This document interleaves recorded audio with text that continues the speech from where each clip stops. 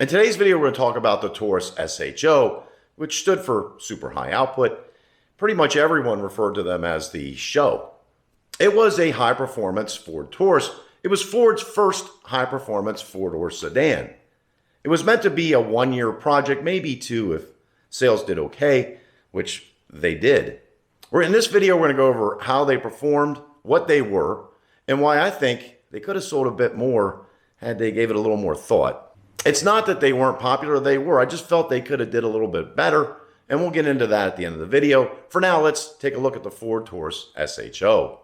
In 1984, executives of the Yamaha Motor Corporation signed a contract with the Ford Motor Company to develop, produce, and supply a 210 horsepower V6 engine based upon the existing Vulcan V6. The power plant that Yamaha delivered surpassed expectations. It was a 220 horsepower iron block with aluminum heads, 24 valves, dual overhead cams, and a variable length intake manifold that stunned anyone who unexpectedly lifted the hood on one of these cars.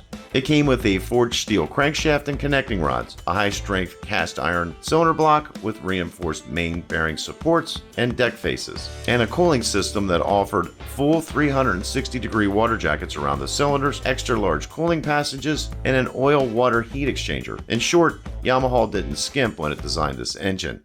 With its 24-valve V6 engine, double overhead cams, and 220 horsepower, the new Ford Taurus SHO isn't for everyone. In fact, only a select number will experience this sport interior and performance suspension.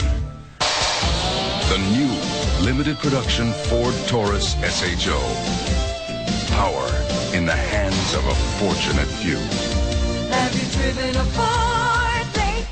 During testing, the engine proved capable and durable enough for an 8,000 RPM redline, but it is reported that the driveline accessories couldn't handle the extra engine speed, so the redline was capped at 7,000 RPM.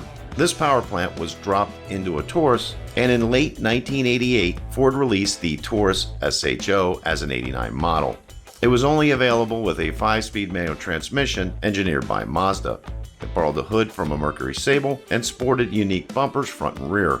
The front bumper had an air dam and fog lamps, and the rear had a SHO identification logo. Additional performance goodies included dual-tuned exhaust, 4-wheel disc brakes, 15-inch aluminum alloy basket weave rims, and two 15/65 VR15 Goodyear Eagle GT Plus 4 tires.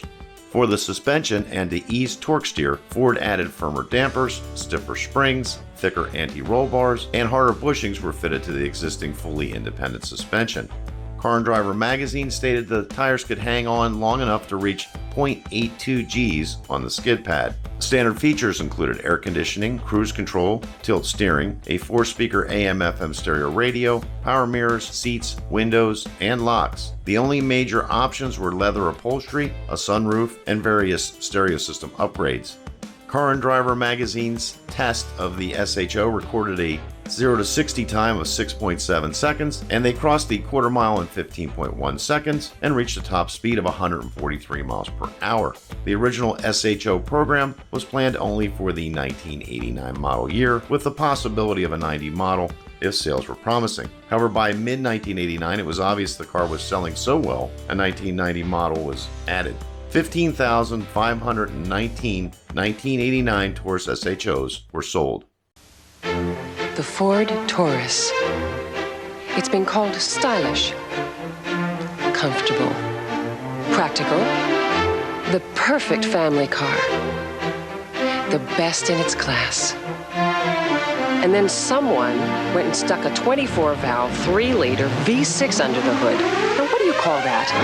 The super high output Ford Taurus. We call it the SHO.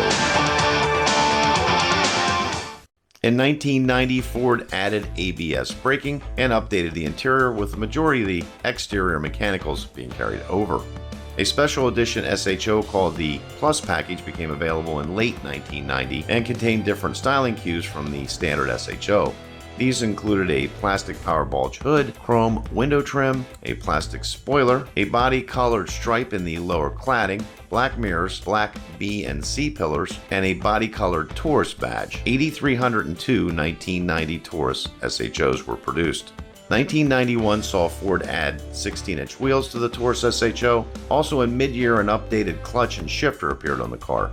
Some say this was done because the clutch and shifters were problematic and needed replaced under warranty all too often. No other changes were made to the car, and this too was mostly a carryover year. Ford produced 8,916 Taurus SHOs in 1991. Ask anyone who's driven a Ford lately, like the people from Car and Driver, who've named Taurus SHO one of their 10 best. 1992 brought a refresh to the Taurus and to the SHO. The second generation SHO borrowed again from the Mercury Sable, this time taking the front fenders, hood, and headlights, but utilized a different bumper, fog lamps, and center section. The SHO got unique seats, side cladding, dual exhaust, as well as a unique rear bumper. Ford sold 7,801 Taurus SHOs in 1992, and one of those cars was purchased by talk show host Conan O'Brien. Look at that. You know what I call this? I call this the ranch. You know why? The ranch? The ranch. Do you know why I call it the ranch? I have no idea. Because it's where my 220 horses live. Conan's Taurus was featured often on his show, and it even made an appearance on 60 Minutes. Do you still drive this around down lot? I sometimes do, yeah. Do you have a valid inspection sticker? Let's not get into that on the air. Okay. As of 2020, Conan still owned his green 1992 Taurus SHO. If you know he sold it or still has the car, please leave it in the comments down below. I'd like to get an update. In 1993, Ford added a completely separate driveline to the SHO. For the first time, an automatic transmission became available, as Ford felt the lack of one was hurting sales. A 3.2-liter version of the SHO engine was mated to an AX4S 4-speed automatic transmission. The standard transmission 5-speed cars retained the 3.0 V6, and both engines were rated at 220 horsepower, with the automatic cars producing an additional 15 foot-pounds of torque. Ford added a minor redesign of the SHO interior, updating the center console. Other changes for 1993 include a trunk lid spoiler and directional wheels. The Ford executives that decided to add an automatic to the lineup were proven correct, as Ford sold 21,550 Taurus SHOs in 1993. 1994 and 1995 were both carryover years, seeing only minor changes to the car's appearance. Ford removed the chrome trim around the windows, and the door handles were now painted body color, and black was no longer offered as an option on either the interior or exterior of the car. Combined sales for these years were 22,480 units. The 1996 Taurus was a complete redesign for Ford. We'll pick up the remaining generations in a future video. At the beginning of this video, I talked about how I felt Ford could have did better with this car and what held back sales a little bit. One is they didn't include an automatic out of the gate, and let's face it, a lot of people like an automatic transmission, or they're just not able to drive a clutch stick car. One last thing. Do you know how to drive a stick shift?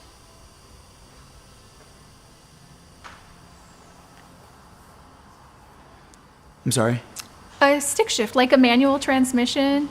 And why do you need that information? The other thing was the SHO looked too much like a Taurus, and that may sound kind of silly, but they needed to differentiate it a little bit more in order for it to be something special. You see, the Ford Taurus was a big seller back in the day. Folks that are the younger generations won't understand this, but from its introduction, if Ford Taurus wasn't the #1 selling car, it was in the top 3. And it was the #1 selling car in America for many years during the 80s and 90s. So these cars were everywhere. Now, I know there's a lot of fans of sleeper cars. Sleeper cars in the 60s were a big deal. But typically a sleeper car back in the 60s cost you less money. You got a no-option car with dog dish hubcaps and a big engine. That wasn't the case with the SHO. It was a high dollar, a premium Taurus, the most expensive Taurus you could buy. So if you're going to spend that kind of money on a car, you want to stand out a little bit. I think that both of these things could have led to more sales of the car. I think Ford didn't do either of these things because they looked at it as a limited edition car. This is just something we're going to do for a year or two. Let's not get crazy on the cost. But, in retrospect, maybe they would have done these things had they given a little more thought and thought that it would go on for 4 generations. Today, the car has a cult following. There's a lot of folks that really like their SHOs. And I can understand why. I was selling cars back in the late 80s, and I can remember a SHO showing up at the dealership. And the first time I popped the hood on that and got a look at that Yamaha intake runner, I'd never seen anything like it. It's like, what is this? It's mind-blowing a little bit. Back then. Today, not so much. If you enjoyed this video, please hit the like button. That way it's shared with other people. Also, maybe subscribe to the channel. There's a lot of videos like this out there. If you like cars from this era, maybe check out this video over here. It's on the MN12 Thunderbird. Goes over all the models, options, features, that sort of thing. That's it for now. Thanks for watching. Until next time, we'll see you.